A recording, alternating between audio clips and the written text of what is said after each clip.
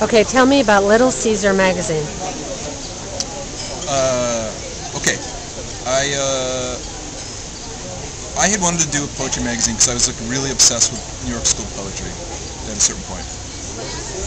And I was reading all the magazines and all the books by all those guys. And I wanted to do a literary magazine, but I couldn't figure out how to do it. And then punk happened in like 1975.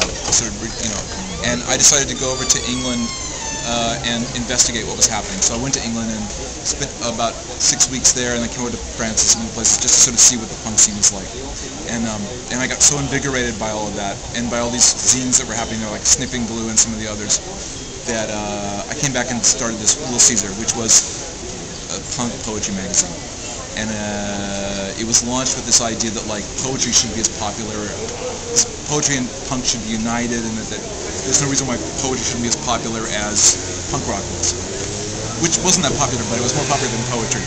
And so I started this magazine, and then I did it got bigger and bigger and bigger, and it ended up having like, it had lots of poetry and literature and stuff in it, but it also had like art and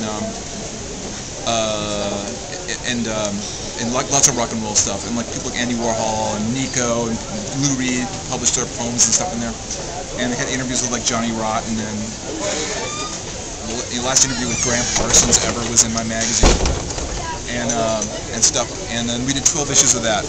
I did 12.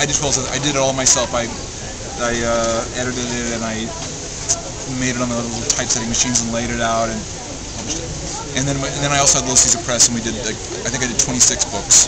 And then finally it went under in 1982 because it was costing a fortune, and my parents were supporting it, and it was the whole point of Little Caesar was that it was like really supposed to be really like anarchist. So nothing cost more than $2.